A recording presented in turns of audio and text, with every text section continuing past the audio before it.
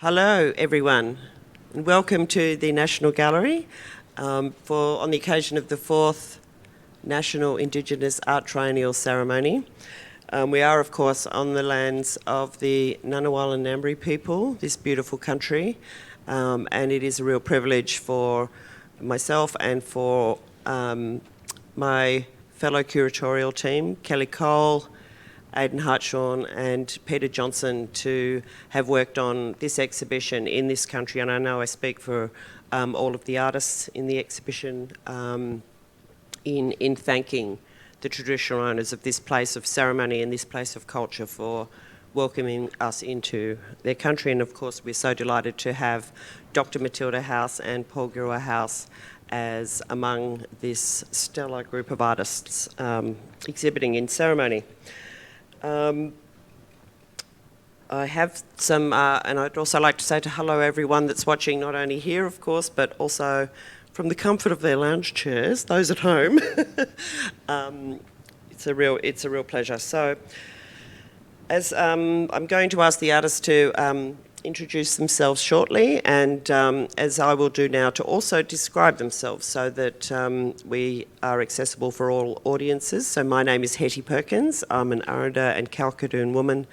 I am just over 55, and I'm wearing glasses. I've got grey hair, getting greyer by the minute, and I'm wearing all black. And I look slightly nervous, but I'm actually very happy to be here and in this company. I should also let you know that here in the theatre, if we could make sure that your phones and devices are turned to silent, and using the gallery's free Wi-Fi, you could go to slido.com. Enter the event code, which you'll see on the screen, but I'll also read out 368782, and that's the way that you can convey your questions to us, which I'll answer. I won't answer them. I'll ask them of our panel members.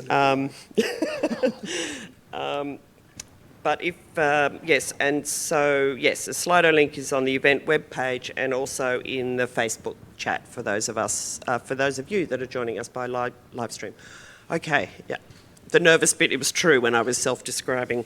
Now I'm going to go to ask Daryl. If you would introduce yourself, and don't forget, please, to self-describe. Yeah, okay. I'm Daryl Sibasato. I'm a bard and Noongar man from the Dampier Peninsula in the West Kimberley. I'm 56. I've got grey hair, bit of a mo and a goatee, and I'm black fella. SJ. Yeah, I'm SJ Norman, New South Wales Koori, Wiradjuri heritage, born on Gadigal country. I am pushing 40 and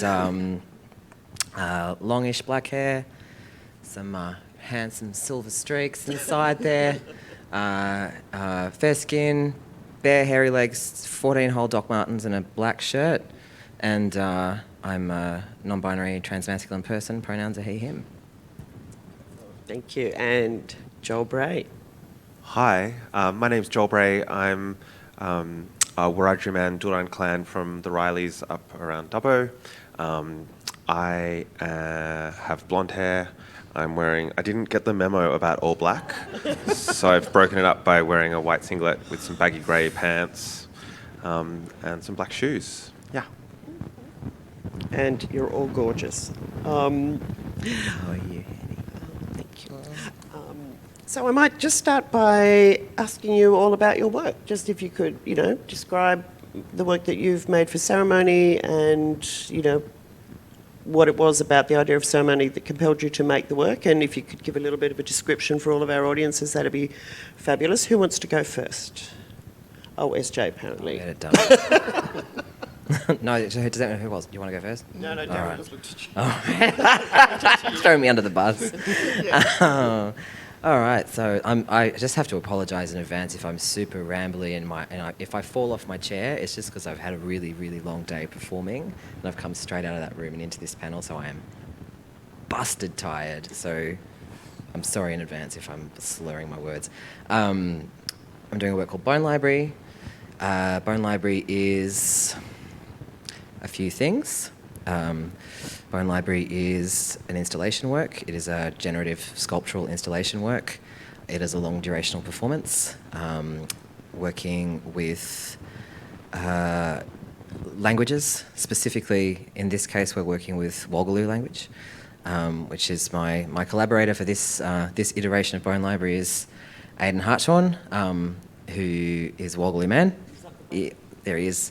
So Aidan and I are working together with colonial records taken mostly from, is that a primary source, secondary source? I never know. That's a primary source. Primary source is the first person that comes from. Secondary, told you I was tired. Yeah, thank you. So primary source material from colonial linguistic records, and so we're working with word lists, Walgaloo word lists, and inscribing individual words from those word lists onto the bones of sheep and beef cattle, some of which have been reclaimed from country up around where Aidan's from in Tumut, and some of which have been prepared from fresh, and cataloguing them in these beautiful purpose-built vitrines that reference colonial museological collecting practices.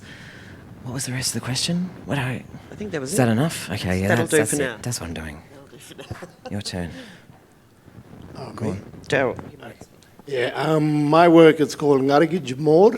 It means the right path to take, and in reference to ceremony, it's about my work. I've done a three-piece work, like a triptych.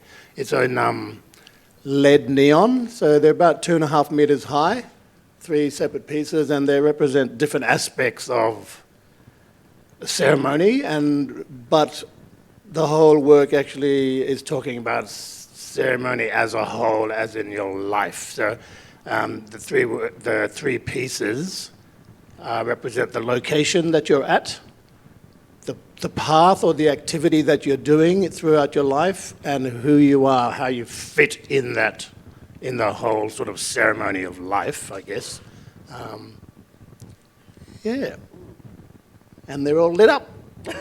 So, but I work in sort of large scale all the time. I started mainly with metal, Corten steel and mill steel. And I work with our traditional Regi designs. So they're the designs we etch onto the mother of pearl ceremonial plates that the men wear. And the designs have been passed down. They're passed down through your family. So there's a whole series of different motifs and symbols that are passed down to me and my brothers. And I'm doing them in big metal sort of sculptural pieces. And whatever else I move on to, I'm just open to whatever's out there. So I'm trying to sort of use the materials we live with all day, just, making a comment about our culture being alive, and it's right here, right now, and we'll use what we've got at hand.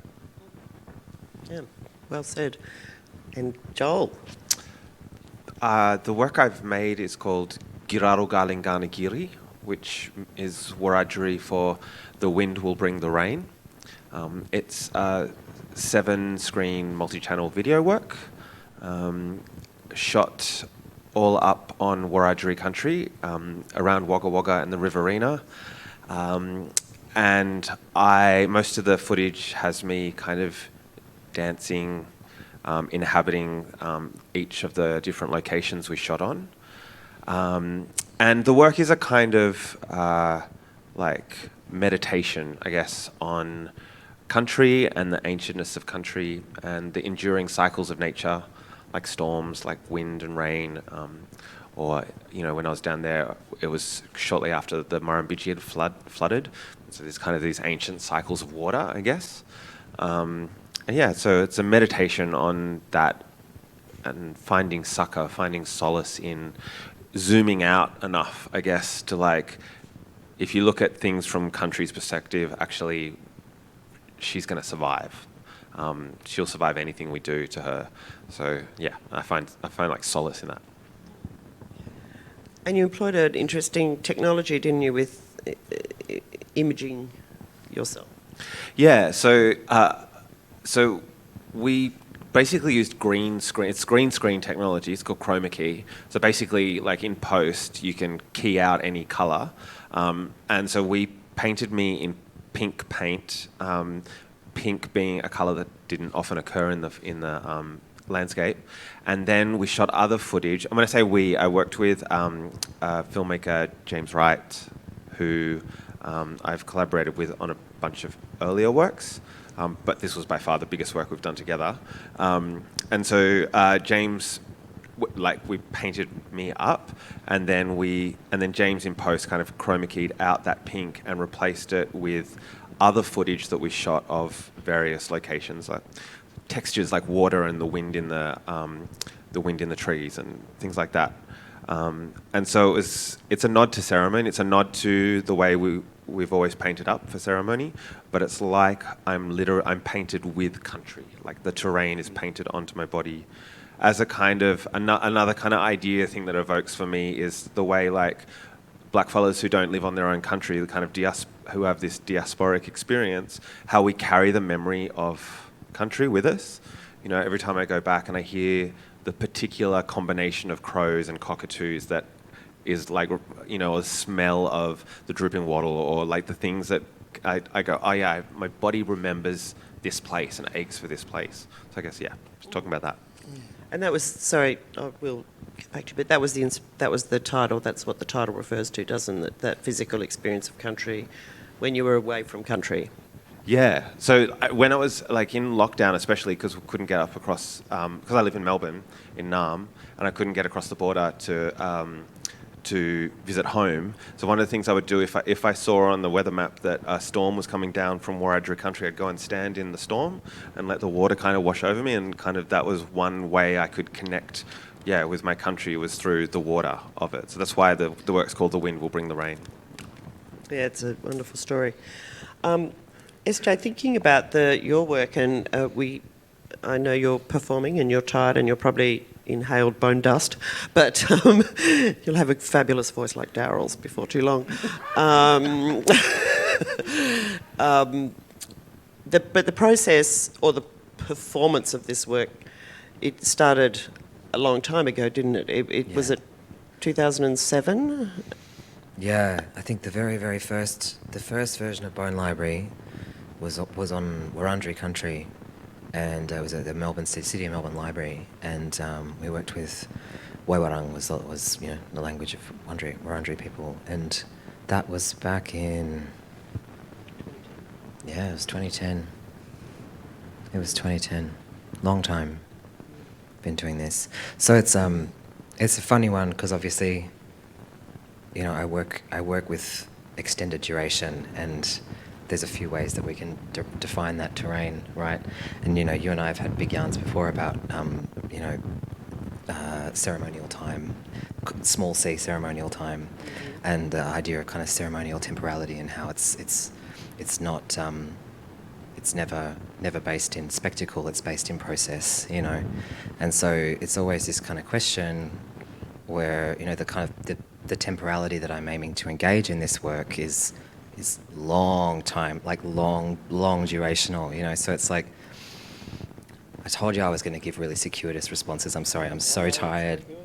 I guess what I'm trying to get to is that people want to know when the thing's going to start. Yeah. People want to know when the thing's going to start. They're like, when's your show? It's like, well, it's not really a show. It's just me it's me and Aidan doing some stuff in a room that is a window into a continuing process that began a long time ago. And this is just the part that is forward facing, and that audiences get to witness this final stage. But the collecting of the bones, that's part of the performance. The bringing them here, preparing them, that's part of the performance. There's all, just because it's not being witnessed by a general audience doesn't sort of demarcate. That's not the point where the beginning of the performance is demarcated, if that makes sense. Yeah. Can I ask a question? Do you feel, does something shift for you as the performer, as the artist, when someone walks? Because I presume there's times in there where there's no artist, no audience, no one watching. Does it shift for you, or do you feel like you're just you're cruising energetically, and then the audience is like just there or not there? It's pretty dynamic. Yeah, it's pretty dynamic. It's I have my baseline that I kind of cruise on, you know, but you know, this is a work which unfolds over the course of 5 to 6 days usually, and ordinarily I'll do 5 to 6 hours of engraving straight through, and this is the first time I've also done this work with a collaborator. It's always just been me in that room, and that's really different, you know. I've noticed that because Aidan and I have our own rapport and we have our own thing going on, we're also working with the raw, like the quote-unquote raw material of that language, or the transliterations of that language that have been put down by colonial linguists. So we're speaking the words aloud and then re-inscribing and working with the language itself. So there's a lot going on between us. Whereas ordinarily, so we've got our own dynamic, and then there's the audience that comes in, but then we have our individual things that we're doing. So it's kind of, it shifts a lot. Sometimes, I'm just winding it back to your original question, which was how much does the audience affect what I'm doing? The audience can affect what I'm doing quite radically if they get in my face. And some people can, you know, because, you know, I am actually sort of like handling power tools and handling, you know, like handling, if someone distracts me, I can hurt myself, or I can hurt an audience member, or if someone gets too close, like a piece of bone fragment can fly off and hit someone in the eye. So there's a lot of kind of actual, like very concrete things that I have to be thinking about. And there's a lot of mechanisms actually that have to be sort of held and kept flowing. So if someone decides to kind of get into that space, it can throw my energy off, but it can also throw the process off. But at the same time, it's very fluid. Like sometimes I'm open to have a yarn with some people if I feel like they're engaged. If kids talk to me, I'll always talk to kids. You know, if mob talk to me, I'll always talk to mob. You know, you gauge whether people are kind of trying to get something from you or whether they are actually wanting to actually have a yarn, you know. And then there are moments, you know, many hours where I'm in there completely alone and I'm just in there with the language, and that's when it gets real spooky. Yeah, that's when you start hearing things, and that's when it really shifts. And that's I'm getting a little chill up the back of my neck as I'm not going to go too far down that path, but yeah, you know what I mean. Yeah. Can I just ask you, Joel, about performing? You performed it today, and you will also tomorrow. How is that in terms of your audience engagement in that process? How does that work for you? And the engagement with other works of art? Yeah. So the nature of my work is participatory, and I make work that's participatory based on the observation that do this in a different sequence.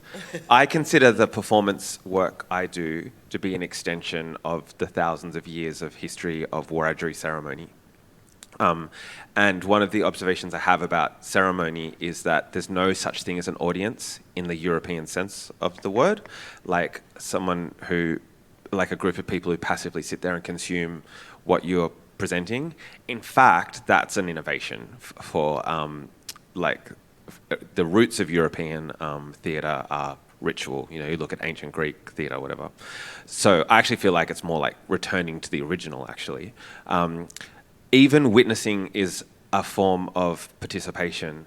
And what's beautiful about that is that everyone has to be there. Like your presence, no matter how big or small your role is, your presence is essential for this thing to happen. And that's beautiful and empowering and creates connection and creates community. So in my work, I'm always trying to find ways of like curling people into the experience, and not kind of like whipping or forcing or like, you know, castigating, but like, yeah, kind of like curling people in and inviting people in to like interact and to kind of, yeah, create connection. So, so for this performance here, Yeah, it was interesting. I kind of didn't really. I had some rough ideas, and then I came a few days ago, and I was so blessed to be able to I just was like hanging out in the exhibition for a couple of days, and then I was like, I hadn't had an opportunity to chat with the artists. And so I was like, I don't think I want to make something. I don't want to perform something that's about the work. So don't want to do that. I don't want to accidentally, step wrong or something. So then I was like, actually, what if it was about the audience? What if I turned it from it being about the art on the wall to the audience? And so, yeah, I kind of, it was like the starting point for me was like actually about audienceship and about how we navigate spaces and how we look at art and how we consume it and how we interact with the other bodies around us. And yeah, so that's kind of, and then the works became the kind of like the set for this kind of action to happen. Yeah, and then also I love how the actual exhibition is a circle, which is like beautiful in ceremony. Like we use circles, so I thought, okay, well I'll kind of go with that decision that you had obviously made and make a circle out of it, and then finish in a circle. Yeah. Great, thank you.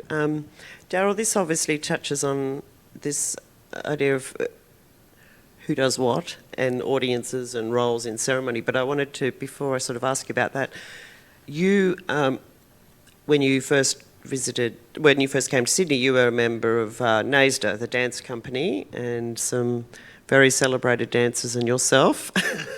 We won't ask you to do us. Yes, and also then you had a wonderful, a close relationship with artist who's passed away, Michael Riley, and worked with him on the Sacrifice series.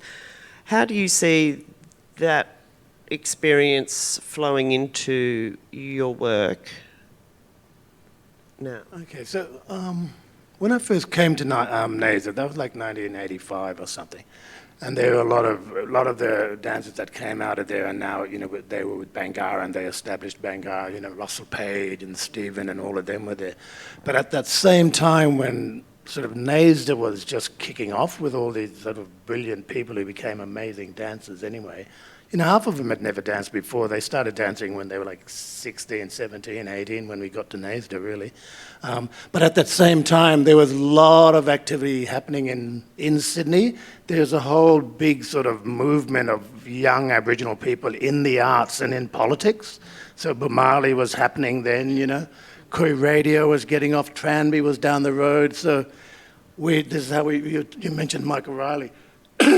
We were all sort of, to me, part of, like, when I was talking about with my work, trying to touch on that whole thing as life as a ceremony, we were all part of that and adding our bit, and we were feeding off each other anyway, so we were, I know I did anyway. I learned so much by all the other people, I sort of went all the Brenda Crofts and Michael Rileys and, and then we all met and stuff, but that was all going back into my own work as well, while I was still as a student at NASDA.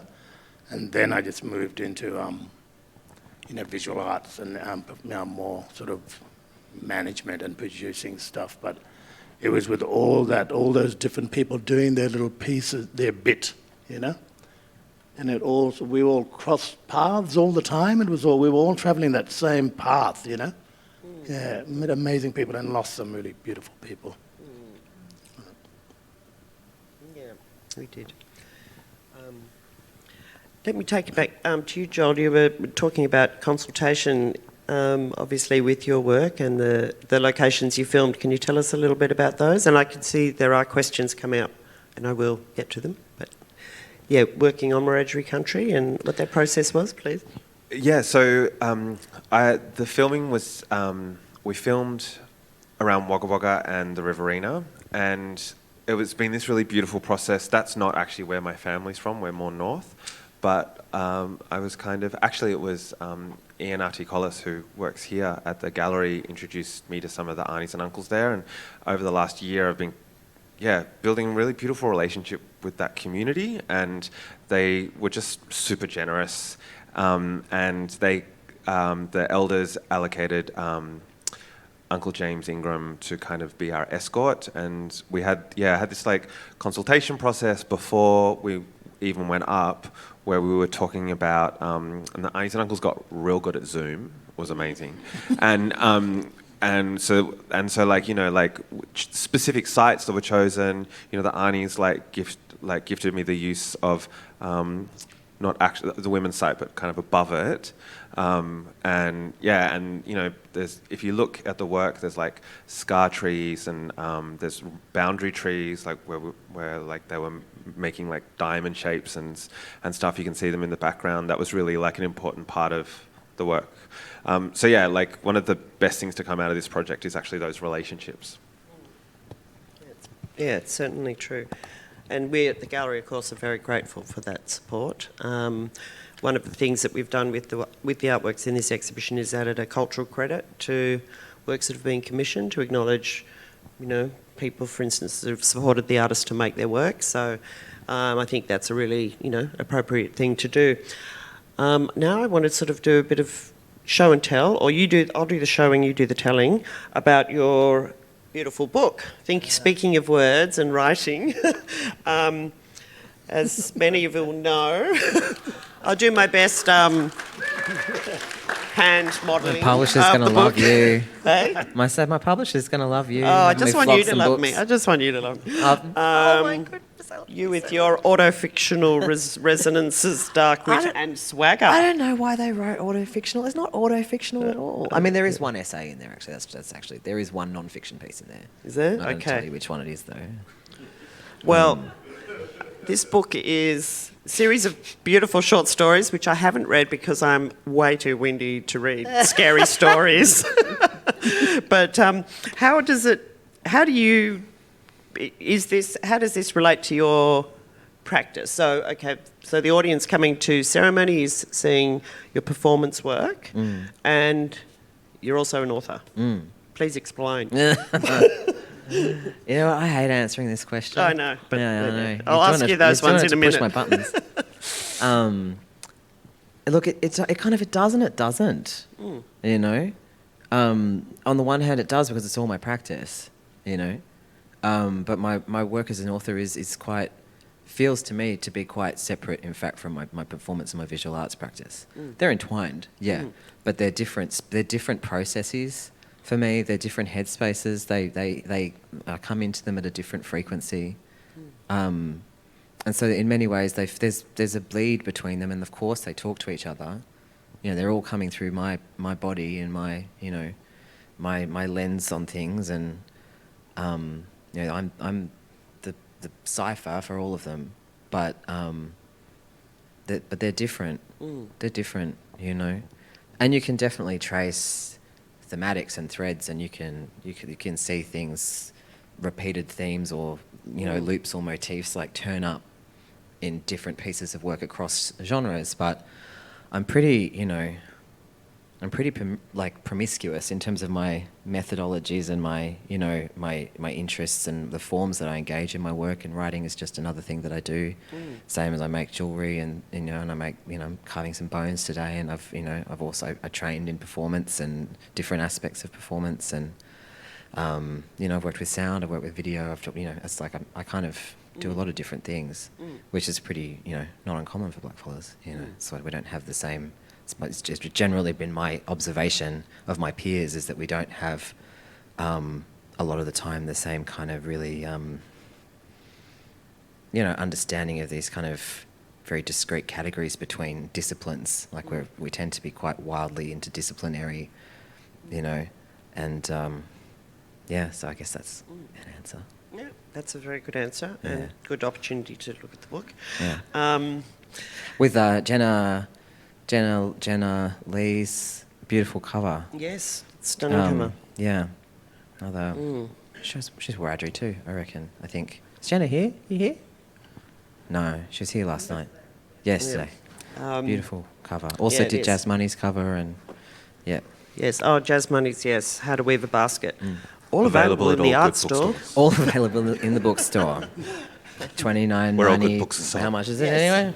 Good bookshops everywhere, especially the one here. RPP. It's not telling me. It's like $20 or something. Bargain. Bargain basement.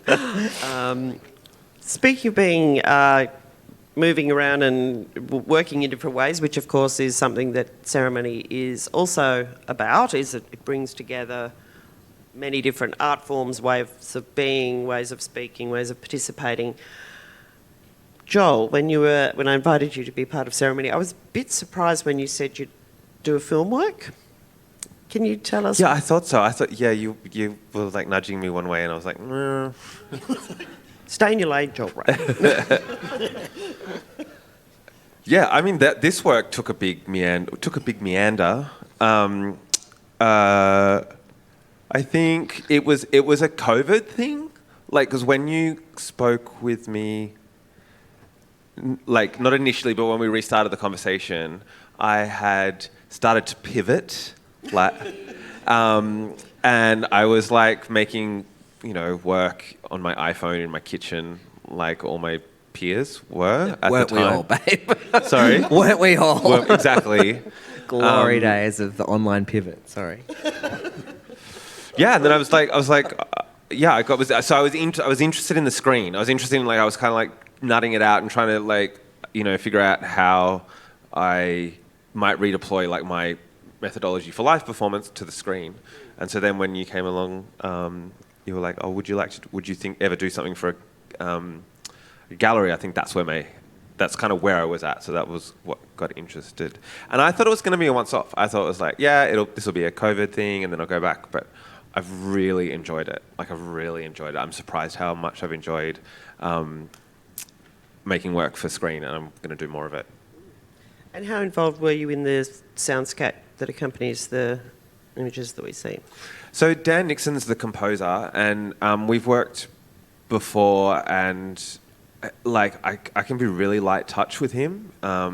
So he came with us and did field recordings of stuff. Plus we did some like studio recordings. I wanted some textures, different textures and stuff, and I just kind of sketched out what I wanted, and then he made something, and then I was like, nope. And then I told him what I really wanted, and then he made that. Yeah, he always made what I asked for, but like sometimes what I asked for was crap. Yeah. Oh, that's interesting. I thought it'd be a good time to now point out that we've got, of course, a beautiful digital catalogue where the artists share their stories with us, and also that M. Fishpool, wonderful artist who has made the soundscape to accompany the videos and films of all of the artists. So just wanted to do a special shout out to M. Fishpool and their wonderful work for this project. We're really grateful to them, and also Jazz Money, who has curated a sort of a playlist. That's what it's called. A playlist for ceremony. So it's been a great opportunity for us to also work with people in different ways throughout this exhibition, as sort of more of a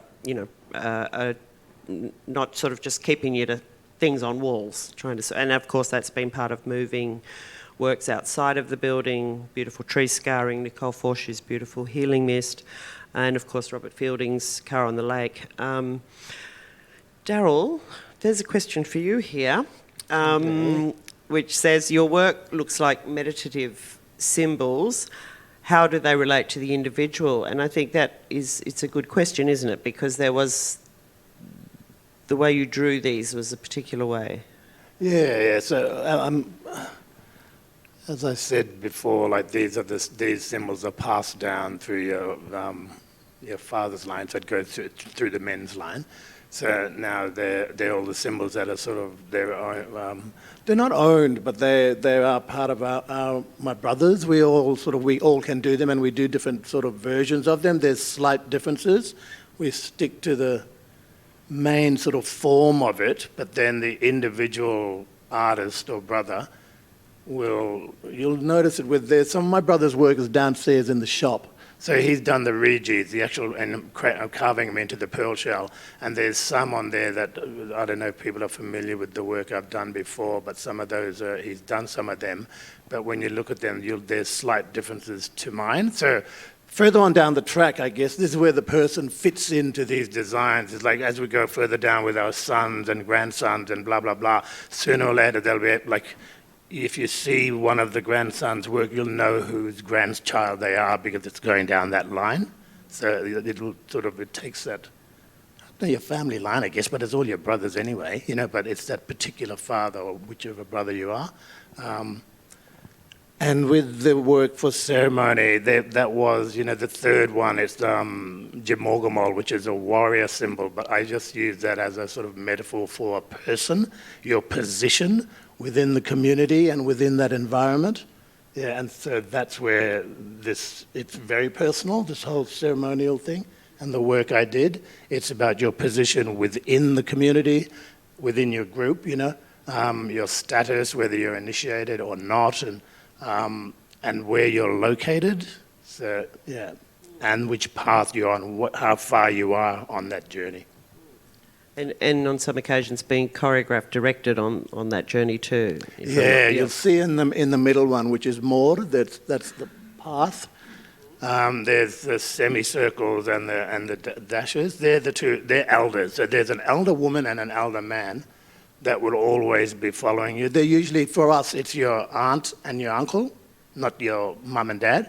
And they're the ones that take you through all those steps, and keep you on the right path. They're the ones that discipline you and teach you everything. Your parents just stay out of it.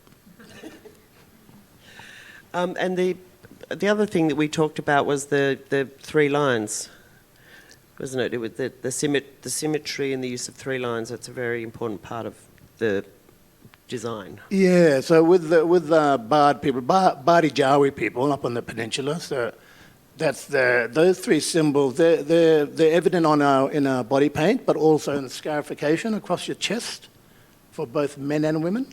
It's like there's three sort of main stages, and then you get more, but you've got to get those three first, and that's what we have in those things. You'll see it in every now and then we do sort of maybe a single line, but most of the time there's always three lines, yeah.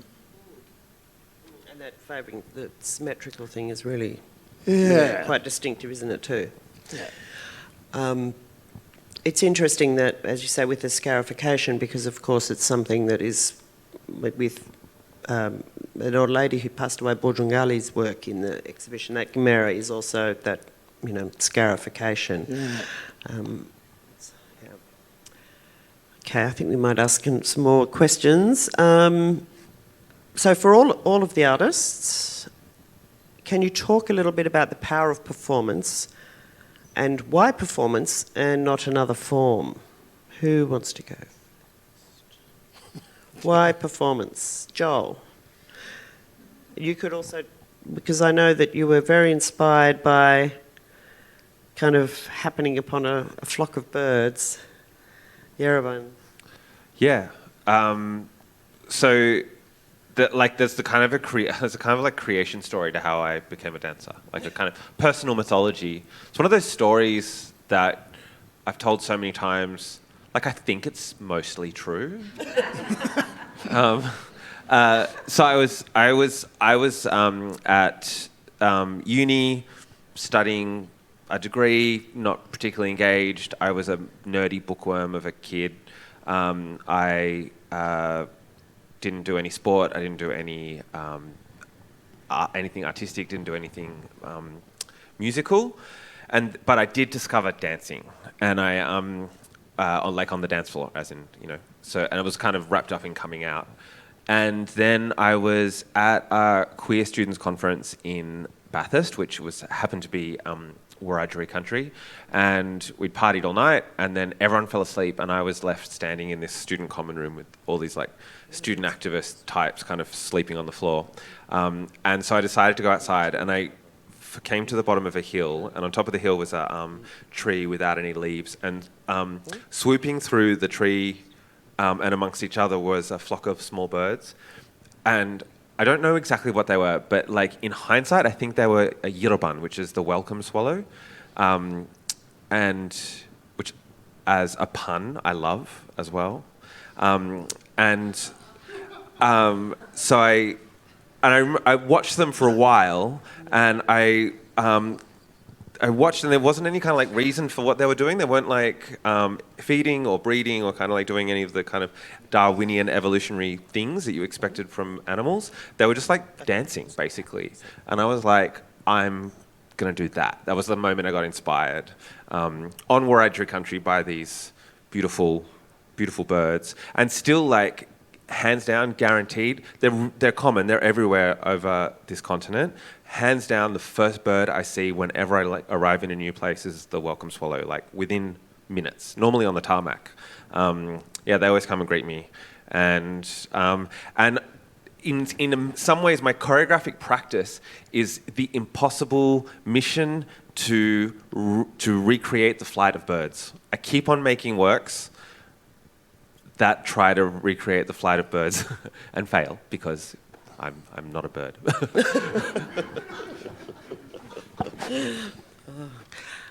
I just realised that there's probably because you mentioned Naysda and Bangarra before, I realised that everybody here either is a dancer or comes from a dance or choreographic background. So that's just an interesting kind of thread that I was unaware of before, that wasn't fully in my mind before. It's like the work that I do is almost always, with the exception of this context and a few other exceptions, I'm almost always working in dance festivals in a dance context, and working within kind of choreography rather than visual arts, because my work is about bodies moving through space, both my body and audience bodies in relationship to objects. And we're talking about, talking through your work, Daryl, before, and talking about, the specific kind of choreography of ceremony. I don't know, I was going to say something else, but I was just picking up on that. I was cycling back to the original question, which was why performance, and just sort of thought about it, just picked up on that thread between all three of us. And, why performance? I don't know, why not? Like, kind of why not, But again, I feel like there's a... Again, I come back to this question of like multidisciplinarity, that I feel is really consistently represented by so many Aboriginal artists, like from all over this continent, and it's like whether you're carving or dancing or, fishing or singing, or it's just they're all aspects of ceremonial practice. They're all ceremonial technologies potentially, and they're all like, it's all story. Right, like it's all a way for story to come. Like, and it's so why performance? Why not? Why carving? Why neon sculpture? Why anything? White fellas be like, hey, we've discovered this amazing new thing. It's called interdisciplinary, site-specific, durational work. Word. I'm like, bitch, we've been doing that for 60,000 years. Yeah, I think that all the time. I truly do think that all the time, and I was going to say something else, but I'll shut up now. Sorry. Yeah, it's just finding different ways to say things, I guess. It's different languages you can use. Whether it's the visual, the physical, or for me, I feel like it's like whatever's, a work is going to show up, or something's going to show up in me, in my body, that wants to get out and wants to there's a story coming, or there's something something pressing on the underside of my skin that needs to come into the world, and I'll only know when I start engaging with it how it's going to come into the world. Whatever needed to come through that book came through that book. Whatever needed to come through this work came through that work. I won't know until it's happening. Yeah. And what is the relationship with the audience with Bone Library in this iteration? Previously the bones have been, well, you can talk about what's previously happened. So in previous iterations of Bone Library, there's been a sort of a ceremony, small C ceremony, at the end where the bones have been dispersed.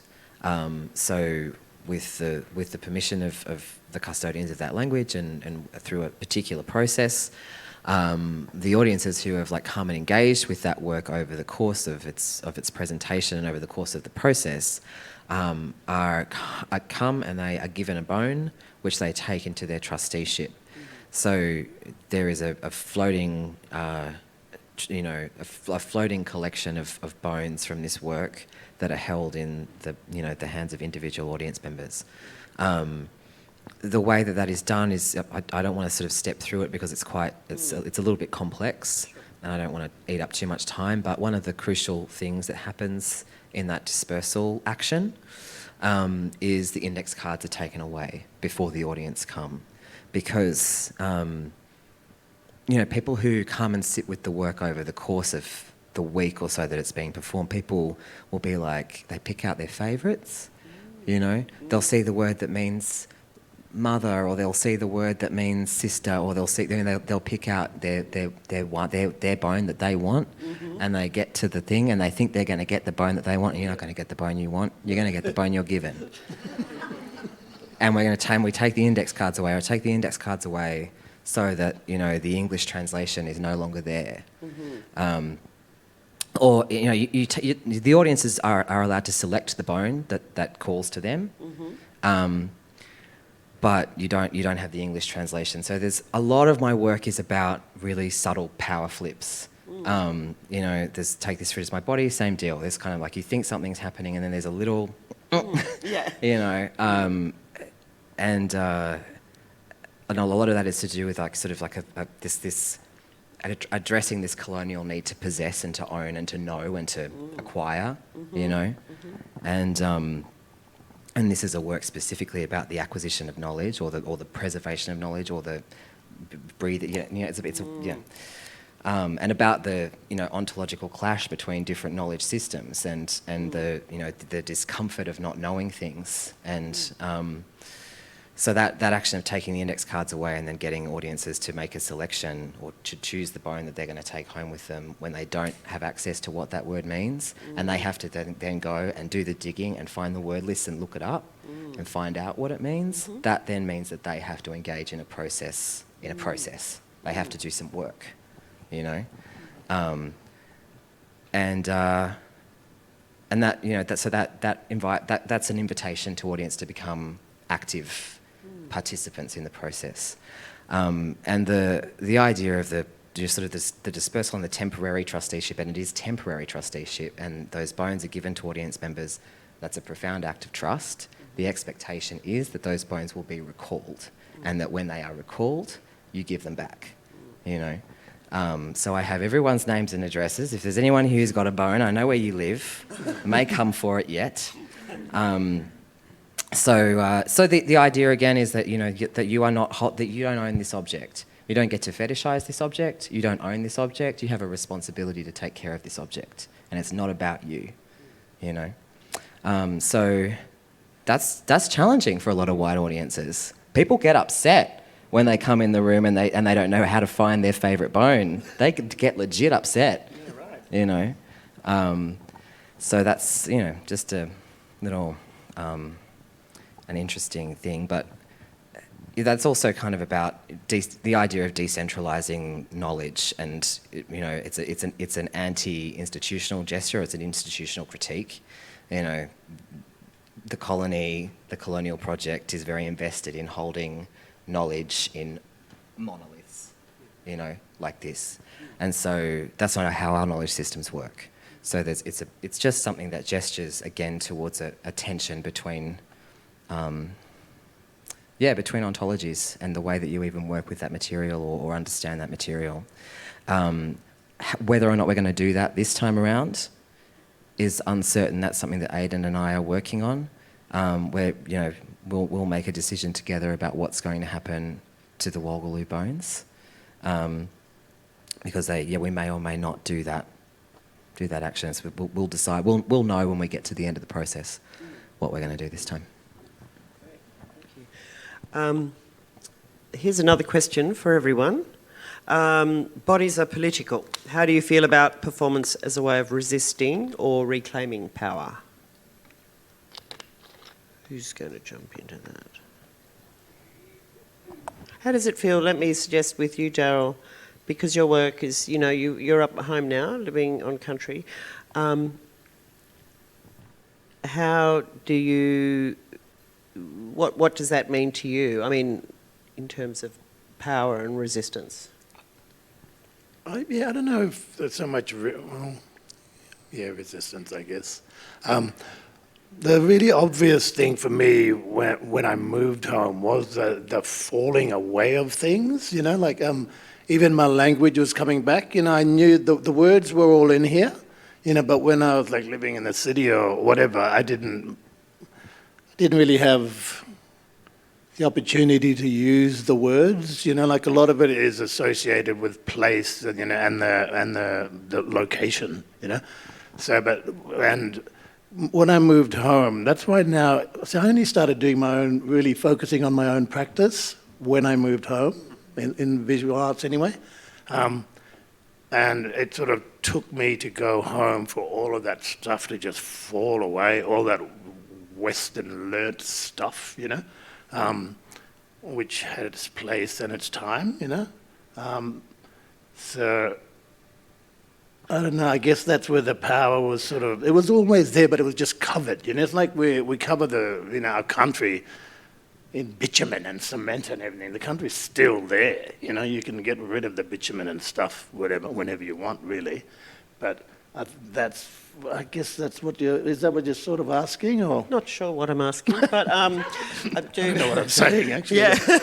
I guess thinking about, your body, remembering being on country and remembering, but and how that sort of affected, experienced in your work. Yeah. Yeah. Okay. Yeah. So for me, it was really quite a physical response anyway, in relation to my practice, because I'm there and I'm back in the rhythm that is my country, my rhythm. We're saltwater people. And that really affects me when I'm specifically back home on country at that beach, Bangad is the place. That's Gulgan is the fish trap work. That's that fish trap at that beach. That's the location bit of it. But for me, it was a real physical response. The rhythm was back, and things were just chipping away and then falling off because I've gotten back to that rhythm that is me and my people. Yeah, beautiful. Joel, SJ, any comment on that? I think bodies are... Yeah, I mean, I agree. The bodies are political. I think, say, with activism, we can do as many change.org petitions online as we like, but in the end, the thing that makes a difference is when we get our bodies together and we chain ourselves to trees, or we block traffic, or in the end, you have to bring your body into it. And I think that's something that queer folk know, because our bodies have been in danger so often, but then there's also power in taking to the streets, blocking. We do actions with our body, and that's the act. In the end, that's the only thing that's ever going to change. And then because I came to dance around the time of the anti-globalization protests around the turn of the century. It was the World Economic Forum in Seattle and all that, and there was this moment where it was kind of where we felt like we were gonna make a massive change and we were gonna really challenge capitalism, and then 9/11 happened, and the world got real conservative really quickly. And I remember in that moment going, do I keep bringing my body onto the street? Do I keep chaining myself to trees? Do I keep doing that? No, this doesn't feel like the right time. So I was like, it was also around the time of the Sydney Olympics protests. I was involved with the 10 Embassy that was in Victoria Park, and we were kind of but didn't kind of take off. Yeah, and so one of my decisions to become an artist, and I think a dancer in particular, was during these historical moments where when things are conservative, it's the artists who keep the flame of revolution alive, and that, you know, because we can only make a new future that we can imagine, and it's the artists who imagine that future. And so that was the moment why around 2001 I made that decision to become an artist. We are running out of time. Did you want to talk to the bodies of political in less than 4 minutes? No, I don't want that job. Yeah, what was the question? It was It's like an bodies excellent of political... question, but it probably deserves a longer. Yeah, everyone that's have longer the to whole answer it. PhD thesis, that question. Yeah, That's my whole practice, that question. that- It's literally my whole practice, and slash my life, you know. My, you know, that's my whole shtick. So I would need a little more granularity on that one. Yeah. We've only got 3 minutes. Yeah, we've got, yeah. I think we might have to, by saying how big and important that question is, Yeah. that there's just possibly not the time to answer it properly. We might close this session, and just to say that before I let you all go, we've got the yarning circle happening with Robert Fielding down by the lake, which of course will be a wonderful time to sit back and relax and then talk to Robert. He's a wonderful storyteller. At 2 p.m. tomorrow, Joel Bray will be dancing in the space. We all meet in the TEG foyer. And then 11 to 1 and 2 to 3. Back at it. We can see SJ and Aidan in action, but not talk to them, of You course. can talk. I didn't mean to sound harsh before. I was just, yeah. Probably good as a general. Yeah. Yeah, maybe once not one when I'm person talks, everyone then concentrating. needs to have a talk, I think, is the problem. And what else do I need to say to you all? Oh, yes, and tomorrow morning at 10:30, we'll all be back here where I'm talking with Dr. Matilda House, Paul Gura House, Robert Andrew and Nicole Forshoe. So we'd love to see you back here again tomorrow. And in the meantime, all I've got to do now is to say... Oh, someone, hang on, green highlight question for Hetty. How do we access the digital catalogue? Not sure. Presume it's on the National Gallery's website. Where's Pete Johnson when you need him? Oh, there's Jen's nodding, yes. Just go to the NJ website, you'll find it there. So, it is Thanks Hetty on the website. Okay. All right, please join me in thanking SJ, Norman, Daryl Sebasato and Joel Bray, and bye everyone at home. Thanks, Hetty. Thank you all.